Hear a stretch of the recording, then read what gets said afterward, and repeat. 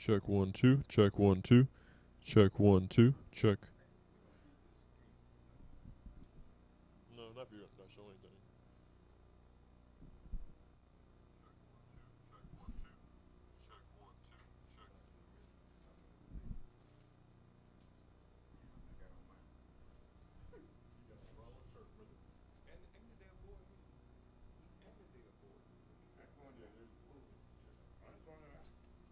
Yeah, we don't handle board. That's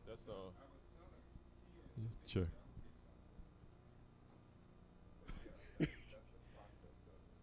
Gotcha. Check. Check. Check 1 2. Check 1 2. Check 1 2. Check 1 2. Check 1 2.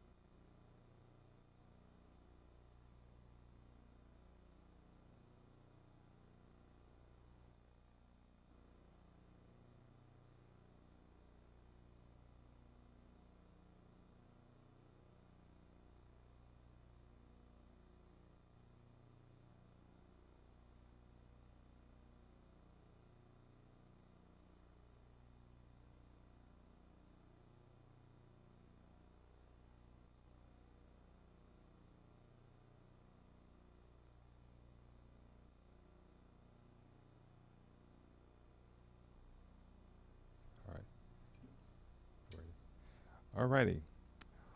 Welcome to Seminole State discussion group for a Black Minds Matter course, a 10-week course which focuses on black boys and men in education.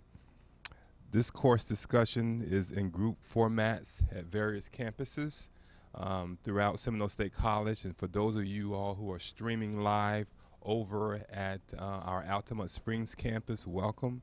As well as those of you who are streaming live over at the Oviedo location, welcome as well. And of course, we are live here at Sanford Lake Mary. Throughout the 10-week course, we will be live at Altamont Springs and our Oviedo location as well. And we look forward to you joining us when we come to your location. As well as those of you who would like to travel live, you're more than welcome to do so. But if you're unable to do so, you can join the discussion streaming in L309 on those particular dates. Our course schedule is updated, and please reference your emails.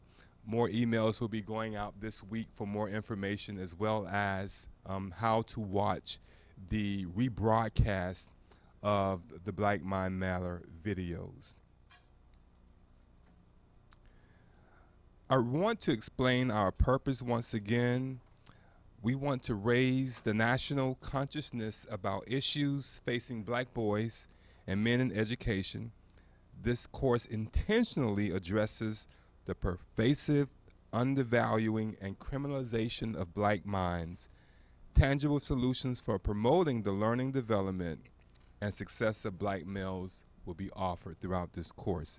Again, welcome. For those of you who were able to watch the video, I YouTubed it myself last night and was taking notes, and it was very, very, very interesting. And for those of you who did not have an opportunity to watch the video, it will be as beneficial for you all as well.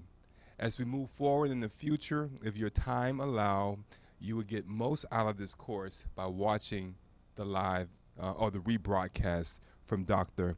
J. Luke Wood, who I may add did a phenomenal job in organizing this course.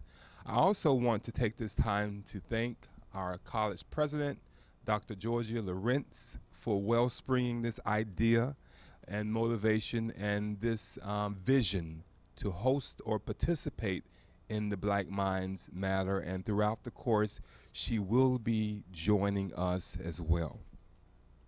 In front of you and at your streaming sites, you have a copy of the discussion questions that we will be discussing today. And for those of you who are at the streaming locations, we welcome you to participate by sending any feedback you may have to my email address, jonesg@seminolestate.edu, and we will review what you have to offer as well as it relates to today's discussion. And I have emails, I have my phone here live, ready to respond to you as well. In the live room, we have 2 microphones that we will be passing, and we would like for everyone to speak into the microphone as you begin to be a part of the discussion. But let's quickly go over the ground rules as well before we begin the discussion. Critique ideals, not individuals. Listen actively and with an ear for understanding others' views. Step up and step back. Respect one another's opinions, even if you don't agree with them. Confidentiality. Be conscious of the time. And also, as it relates to Seminole State College, Seminole State's core value of respect will be shown or demonstrated throughout this particular course. And so now we're going to begin our discussion, and as you begin to think about how you contribute to the discussions, we would like to know how we as Seminole State College will benefit from this course. And so as we discuss, begin to think about our institution. This is only the beginning of what we look to do in terms of eradicating any disparities on our black males graduating and being successful here at Seminole State College. And so this is the beginning, and we look to offer more support and events and discussions in that effort to come. The first question is, what are some of the common challenges facing black males in education today?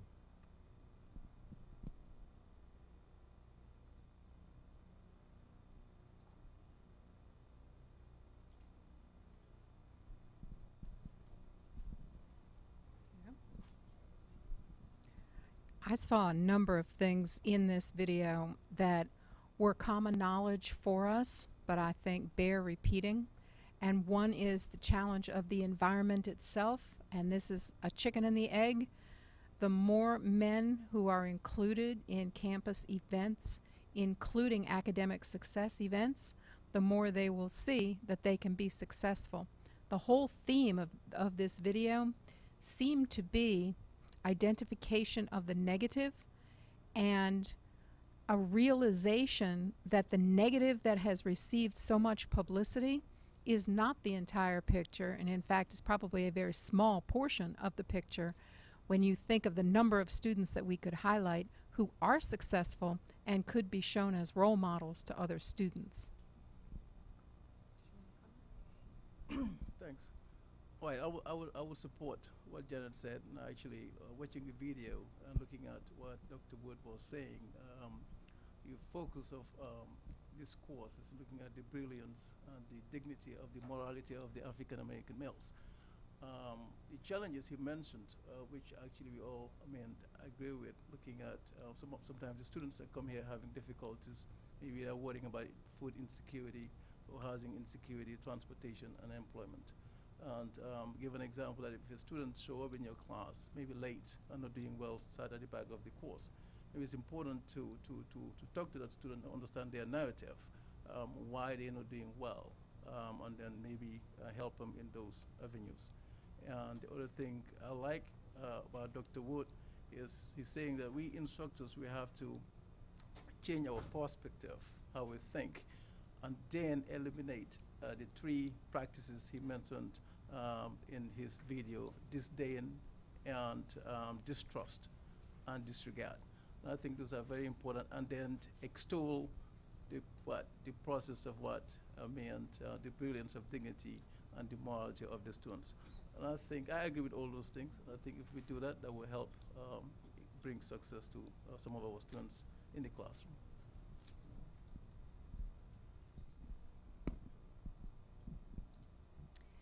In my work with young men of color and other students, I think specifically some of the challenges that we see here at Seminole State is other places also, but speaking more specifically to what we see, I had many young men start very, very strong. They would have a first semester with a high GPA doing well, really indicating that the capability is there, the desire is there, but over time I would start to see that erode to the point where they were struggling to graduate with a 2.0 after a few semesters. So I think those pressures that were talked about in the video, the food insecurity, the housing, transportation, in this area, transportation is a struggle, and it can be very depressing to get on a bus and 2 hours later, after much waiting, sitting in the sun and the heat, coming to class and having to keep that up semester after semester.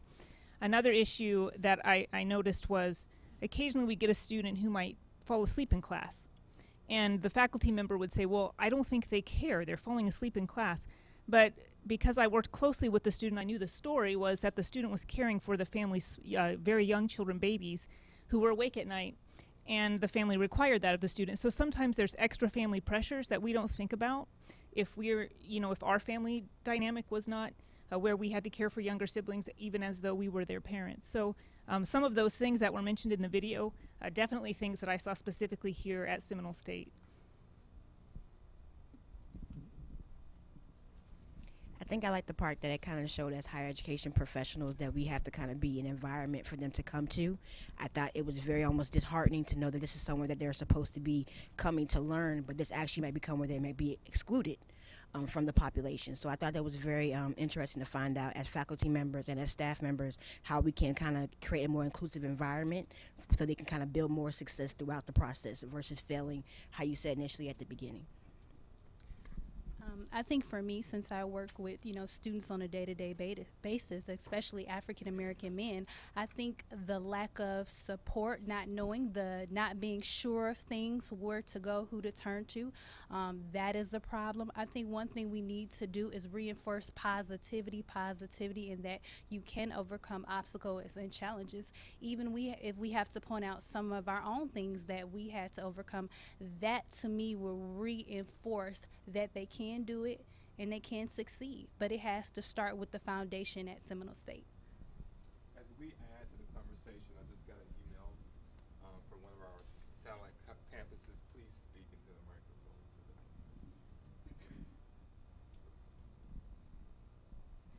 I would think the support acknowledgement of our Black American males as well as females, but especially males, just that acknowledgement and giving it that support. And then, like she said, this as I work in testing, I deal with a lot of, and I like to do with the name. You have to recognize that they are human beings, as they talked about in the video, with them with the support, professional development, other things that they can do besides, like one of the speakers talked about how he saw a lot of the kids working with hamburgers and fries or whatever, but then he talked to the dean and the vice provost and have them to work in an office setting.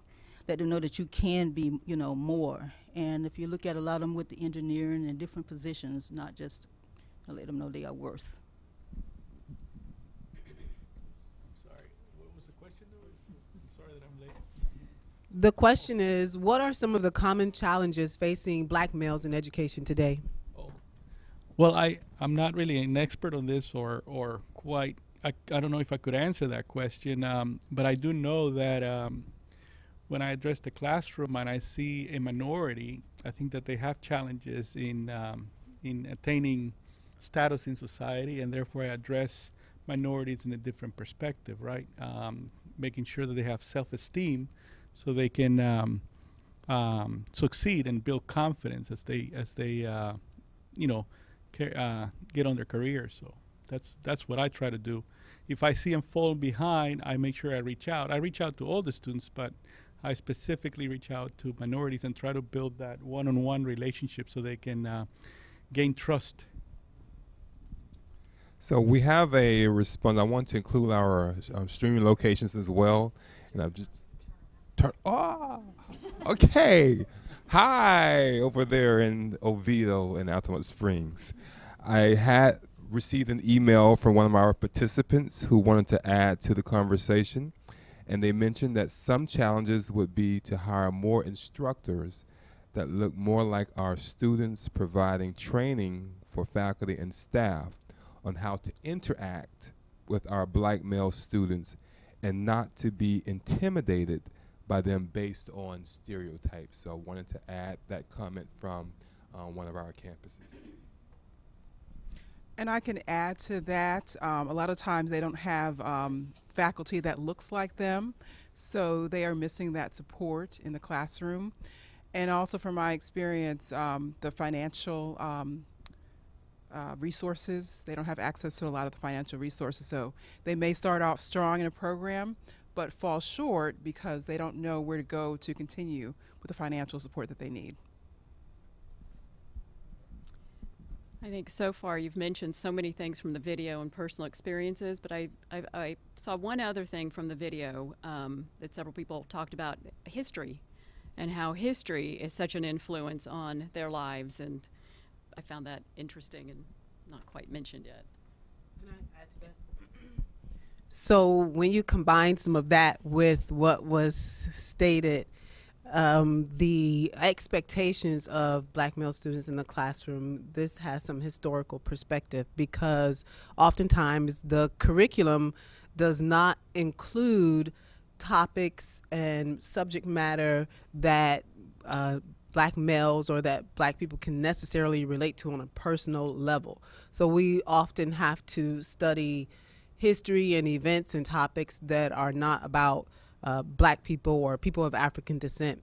And that makes for an environment that isn't always accepting or welcoming, and makes for a challenge where you essentially have to think otherwise, and you have to think like others might think in order to succeed in this environment. So part of helping black male students and minority students, and eventually all students, really succeed is how to navigate higher education in general, and specifically how to learn to study and be open to studying more often than not things that aren't necessarily related to you. Gerald, I'm not really sure if this addresses the question about students' challenges, but I think part of the challenges is the way the institution responds to those challenges. I really think that collectively we need to have some sort of cultural shift as to how we can identify what the problems are, but it seems like the way in which we respond to those challenges are very much in a silo.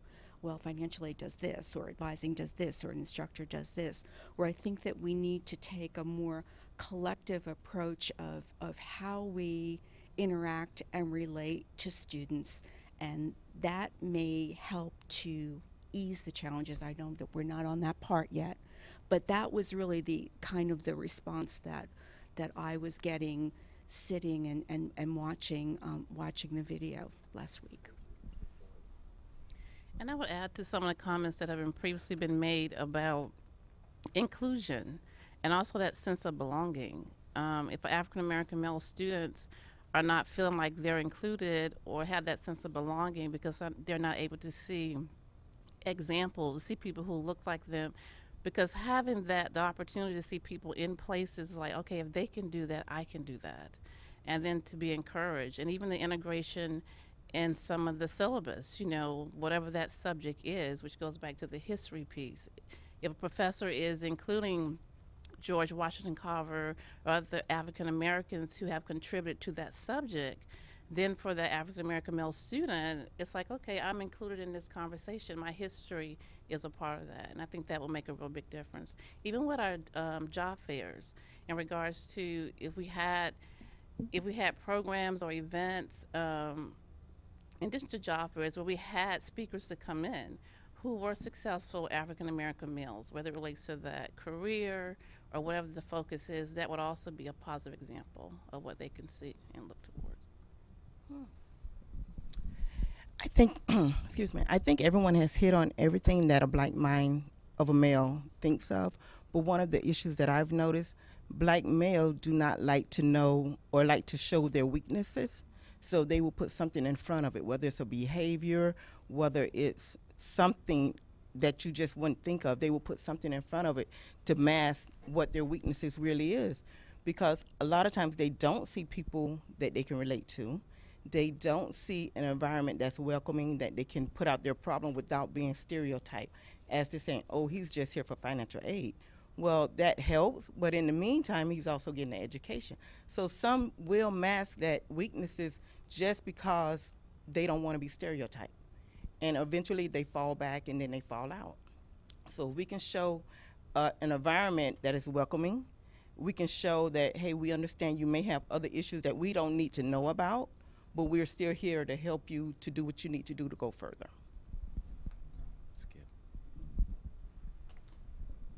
One of the things that struck me is talking about students that come in and are very motivated, highly talented students. And I remember, I'm not in the classroom face-to-face anymore, but I remember when I was having some conversations with some of my African-American male students that started out gangbusters at the beginning and were obviously the top student or one of the top students in the class. But by the end of the semester, they were quieter, they weren't participating, they were absent more. And when I would have conversations with those students, either on an extracurricular basis or in the classroom, they would talk about the fact that they were receiving cultural pressure from the African American community because it did not understand what they were doing, and they were being, you know, their friends were labeling them as traitors, you know, that they were one student, and this is a very negative connotation, but you know, I distinctly remember this conversation with this brilliant young man who said that his friends called him an Oreo. Because they were saying that he was basically betraying his heritage. So for me, I think one of the things the college needs to do is also educate the community beyond our students to help them to understand that the benefits of education and the benefits that can happen both to the student and their extended family and the overall African American community. And I think to some extent that could help the student who is the one who, you know, is doing well but then doesn't persist. And it may be because they're receiving negative messages outside of our walls. You know, I don't disagree that we don't give the right messages yet. But I think even correcting that, we still have to work with the community itself. And do that kind of outreach. So, you know, again, that gets at one of the other questions, but I think that that's an important thing for us to think about. And I would like to add what Lisa spoke about. That is based in research, and the researchers has labeled that as acting white, when those who are academic successful, who are on the grounds of institutions of higher learning, they are perceived by some of them, by members of their own community, as acting white. And so that is embedded in research. I get excited every time I hear components of research, and that is not based on what someone has spoken. Literature speaks about that concept, and that is something that we would need to look at as well. Why don't we move on to question number 2? We're going to try to be out of here a little early today. For those of us who are in attendance who would like to be a part of the board's meeting, we're going to give you that opportunity to be there.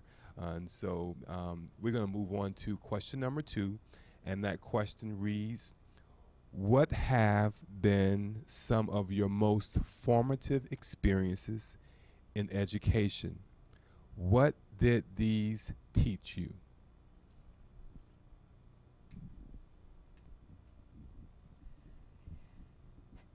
Gerald, I believe these discussions are a time to be candid. And I think if the students can benefit from what I'm going to say, then I'm going to have to say it. My most formative experience came from being poor. And it is something that has resonated with me all my life. The disadvantages of being poor speak to some of the things that have been mentioned already.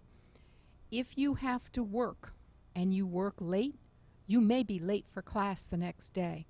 If you do not have a car, you may be late and hot and tired when the bus finally brings you. If your parents have not been to college, if you are first generation, you may find that you don't know the lore.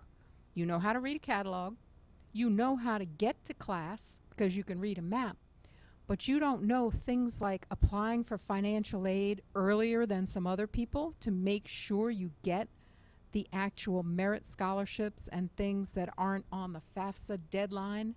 Don't wait till the FAFSA deadline.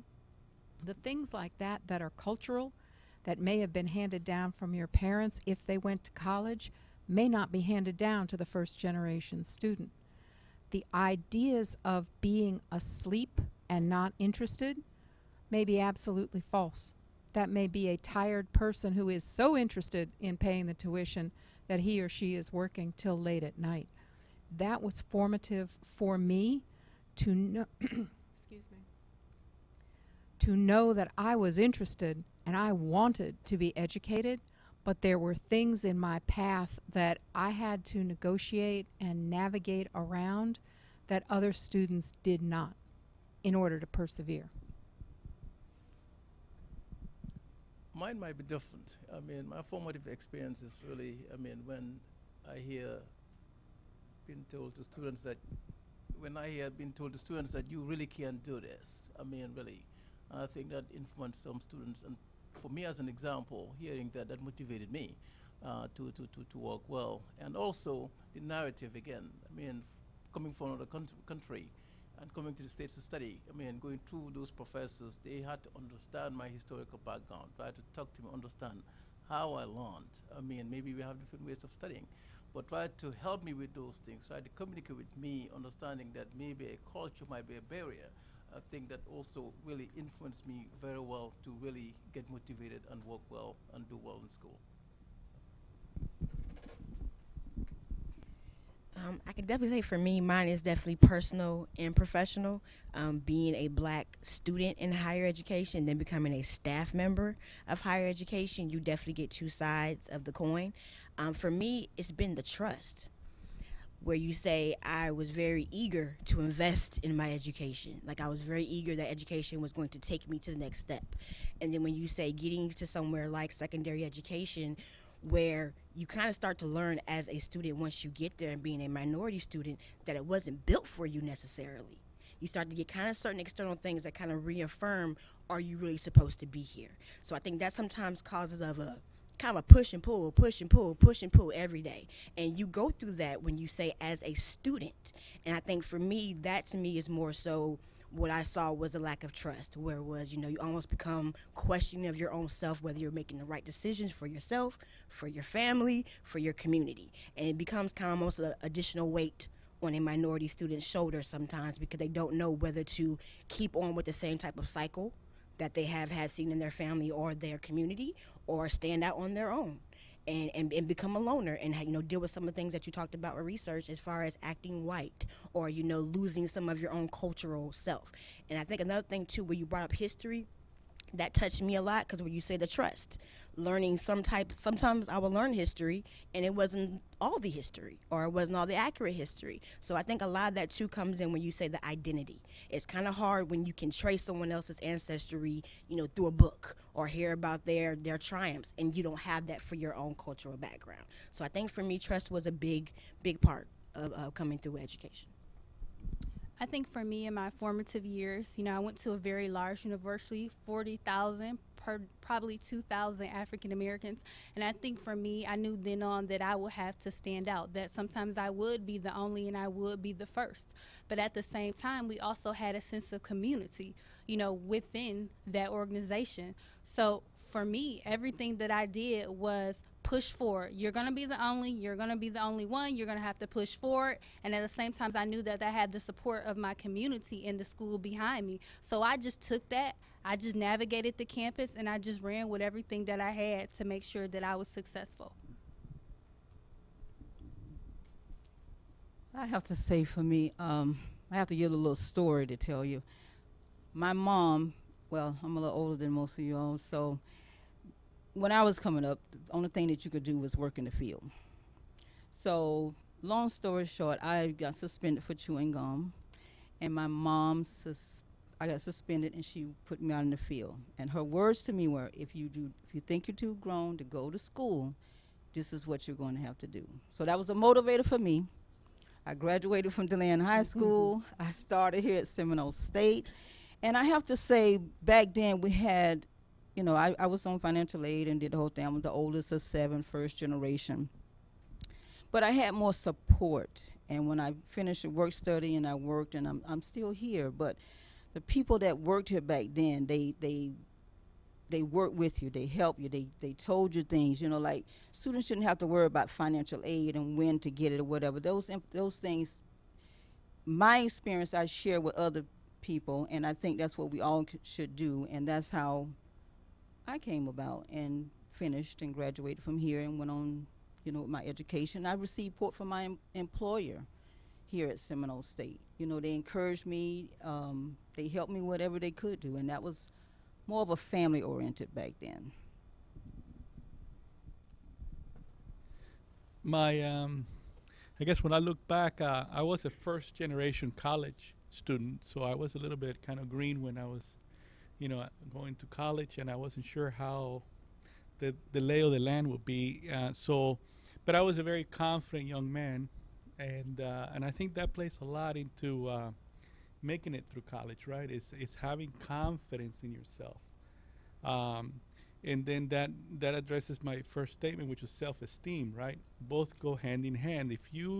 And I had college friends that basically lost that confidence. They got lost along the way, and some of them dropped out, right? So the question is, how do you build that self-esteem, that confidence that will help them take on the challenges that you're always facing in terms of performance, and that goes in line with inclusiveness, right? You have to have an inclusive environment that helps, fulfill that self-esteem and hopefully build that confidence. So those are the three themes that's what I remember in my college years, is that I was very confident in tackling on challenges.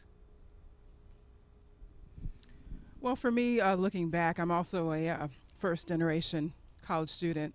So my parents didn't really know anything about the financial aid process and the resources that were available. So for me, I was very determined.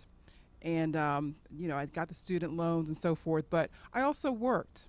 So a lot of students don't realize you can actually have a job while you're going to college. I had a part-time job, throughout my undergraduate and graduate experience. So it was just the determination that I had.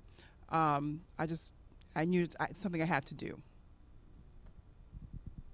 I was thinking about stories and how important stories have been my whole life, my family. I get into school and they're still important. Literature became really important to me. So when you told your story, I'm like, that's exactly what I'm talking about, how stories can connect us to our lives and into our education. Like most of the people in the room, I was a first-generation college student. I didn't know I was at a disadvantage because I only knew what I knew, and I didn't know, and no one in my family ever went to college. So it was just something that I was too stupid to know that I could have had it better if I had parents that were in college, I guess. I had two advantages going for me. First, I had a family who knew that there was an importance for me to get a higher education, and they had the expectation that I would go to college. And the second thing was, quite honestly, I was white, so it made it a lot easier for me than I'm sure it did for a lot of my colleagues that weren't. My educational experience, my parents had not gone to college. They were high school graduates, but I had older cousins and people in the community who did, which goes back to that sense of community, that there were educators in my community who formed a group for young girls. So that gave us the opportunity to go different places and experience different things that otherwise we wouldn't have. From my high school, less than 10% of my high school was African American. And so leaving my high school and then going to an HBCU, it opened a whole new world for me because I was able to see people who looked like me, who had achieved things, and I knew what was possible. And even in my current position, I realize that when I'm doing my job and I'm helping a student one-on-one, or in a setting where I have 100 potential students and I'm standing up front, that there are students who are looking at me and they're like, okay, if she can do that, then I can do that too. And I've had a couple students say that I want to do what you do, and that provides an opportunity to share that. So all of us, we're all imparting into someone else's life, whether we know it or not, whether they ever say anything to us. What we do does make a difference. I came from a family where it wasn't either. You graduated from high school or you go into the military. Okay, so I thought, let's do the Army. But the Army had a slogan somewhat of, it'll make a man out of you. Well, well, I thought about it and I was like, don't want to be that tough. So I got into the workforce. And one of my first jobs that I was working in purchasing, and the HR manager, she asked me, she said, do you have a degree? And I said, no, I don't. I just have a high school diploma. She said, well, you do so well and you're intelligent. Why you don't have a degree? Do I need one? And so she's like, not at this point, but somewhere down the line you want one. So I thought about it. I was like, okay. So she encouraged me to go to college. And I thought, you hear all the time that knowledge is power, but I've learned that knowledge is power, but however, applied knowledge is power, because it levels the playing field. It takes away the trump card of race. It takes away woman versus man. Education levels you to that standard. So therefore, that's how I got in my education. I'll speak. One, when we talk about what were some of my most formative experiences in education, when I look back on the years that I was in school, from elementary even through college, what made a difference for me were the people, either teachers or other administrators at the school, who took a particular interest in me. And so they would make sure that things were going well. For example, in high school, one of my English professors, she made sure that I entered a certain contest so that I could win a scholarship to go to college, or to go along with everything else that I had for college.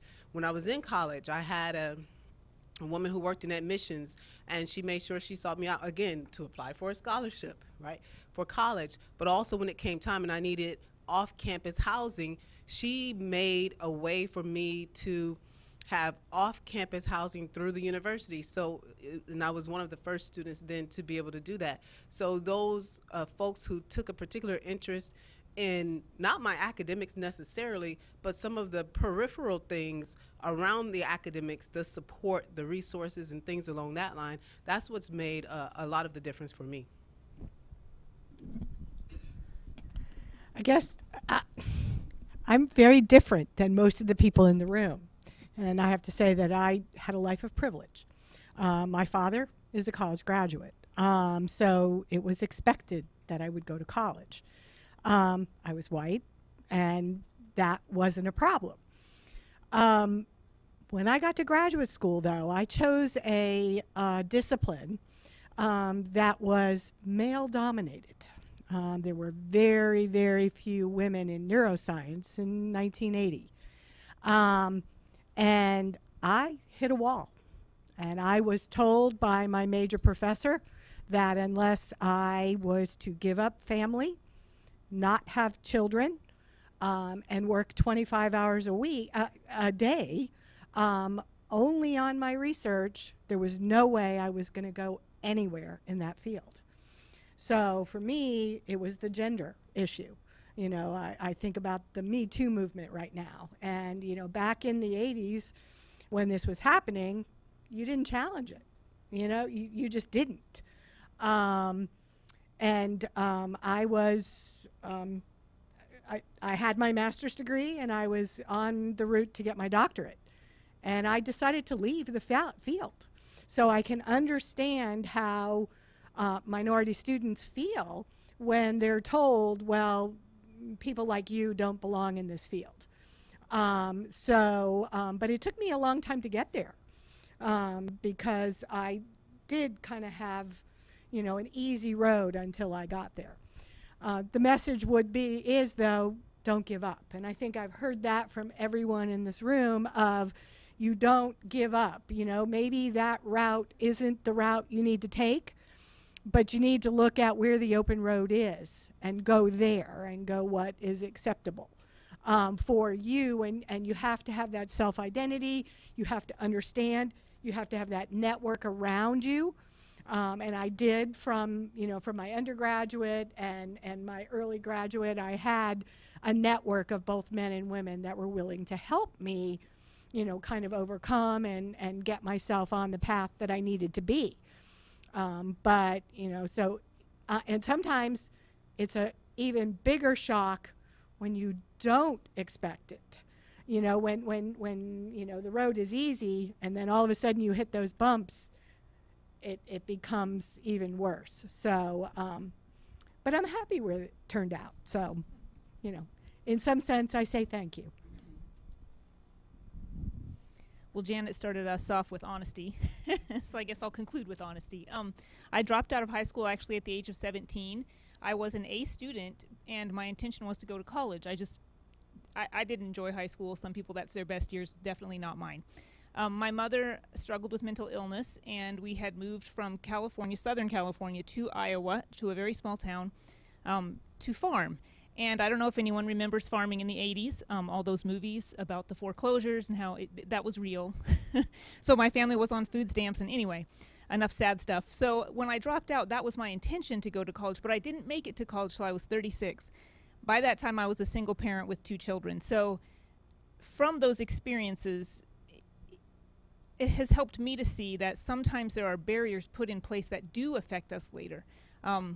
Continuing education, like, you know, you finish here and then get a bachelor's, then to go on gets harder as you get older and you get more responsibilities. So many of our students who are facing these same things, maybe they didn't have an opportunity to go right away to college, and now they have families. So these are things that we should think about as we, you know, as we're, what you were saying, Tony, as we're making initiatives and we're not looking at silos, but, you know, so some of these experiences I think have helped me to have some understanding of what it's like to face those barriers, and how sometimes you make a decision such as, I cannot go into this field because it requires a period of time that I must work full-time for no pay.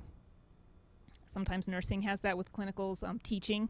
So there are some fields that are already closed off because that's just not a possibility, and living off student loans for that period of time doesn't pay the rent and feed the kids at the same time. So these are some of the barriers that I face, and are still really long-lasting. I mean, we always face the consequences of the decisions that we made, whether we were ignorant at the time or whatever the reason was.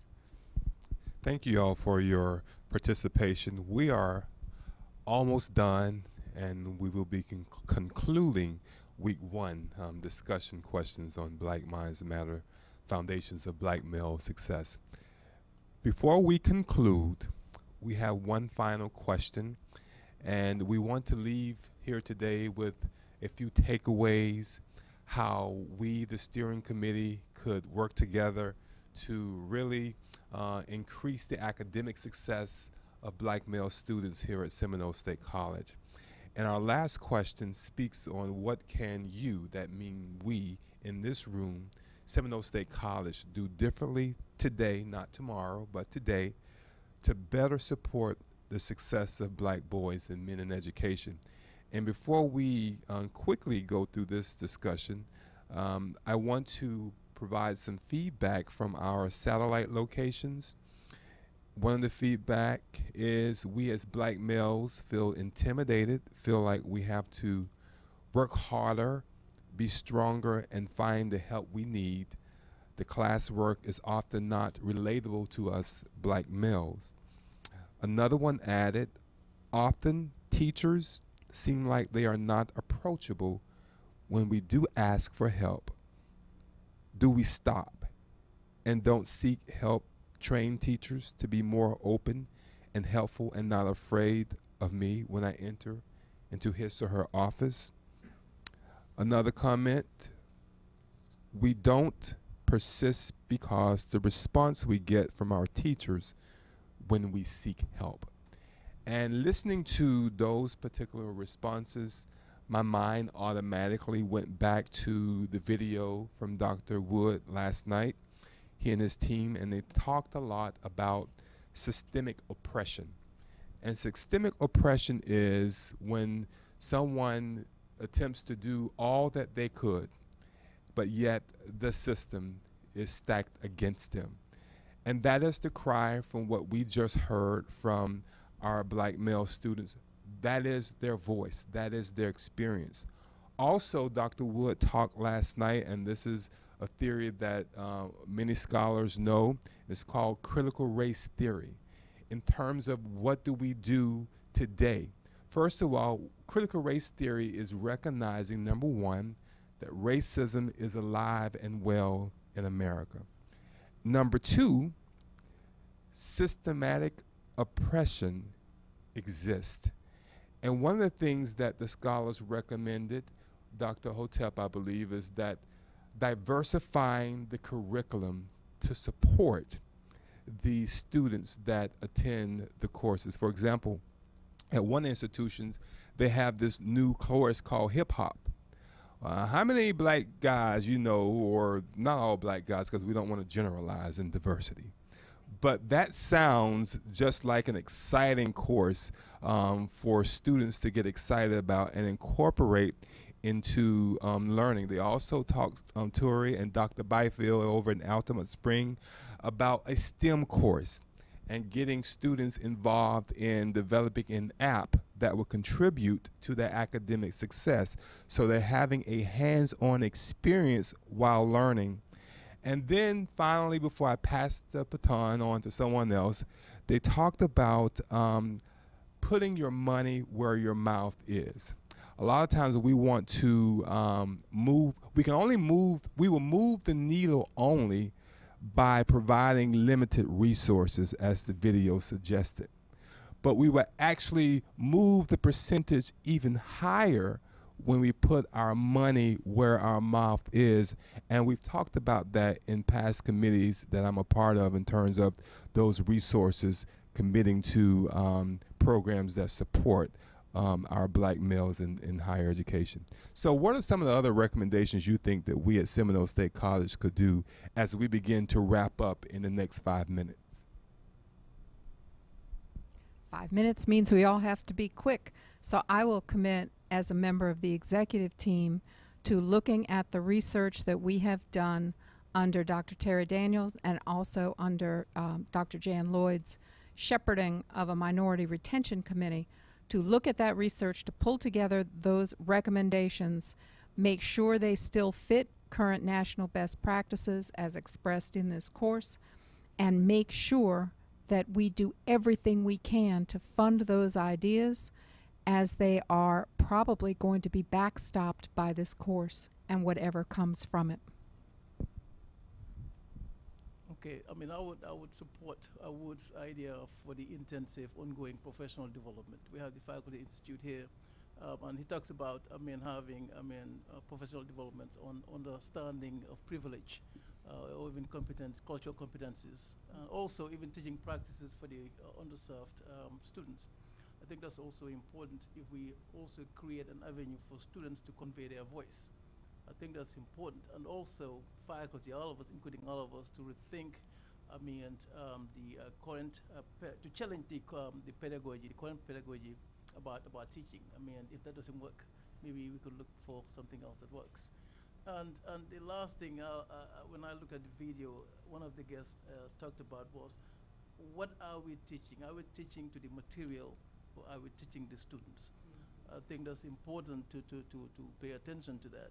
What are we doing? And also hold ourselves accountable. We can scapegoat the students and talk about the students failing the courses, but also we have to hold ourselves accountable for their failures and their success. I think that's important to look into. Let's get a few more before we wrap up.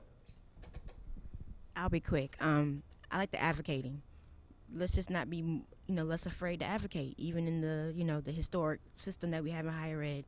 Let's not be afraid to advocate for our students. I like acknowledgement for the students. When we see them walking, we look them in their eyes and say, how are you today? We have a minute before we go to a meeting. Take time to listen to those students. They can learn a lot from us as well as we can from them.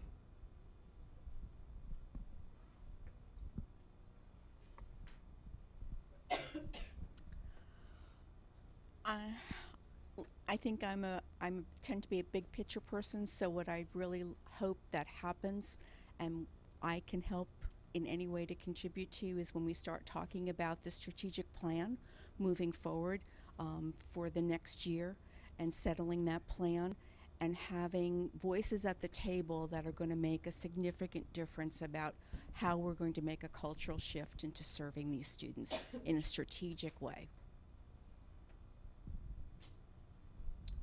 I don't think the black males are looking for a handout.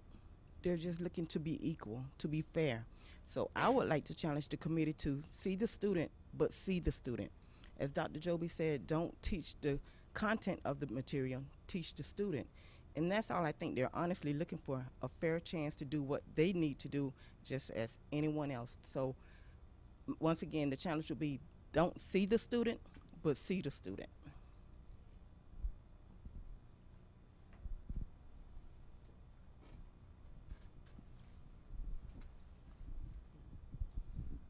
Well, this wraps it up for our first course. This has been really, really informative. I want to thank those who joined us live here at the Sanford Lake Mary campus for your honesty and your feedback. The steering committee of the Black Minds Matter team course we have taken notes, and we will take these recommendations forward to our streaming locations. Thank you all for joining us via stream. We look forward to being live in Oviedo and at Altamont Springs in the next future, in upcoming course streaming. But in the meantime, we will be back here at the Sanford Lake Mary campus next Monday, same time, same location, to discuss linking Black lives and Black minds. Once again, thank you all, and thanks to Media Services. Thank you.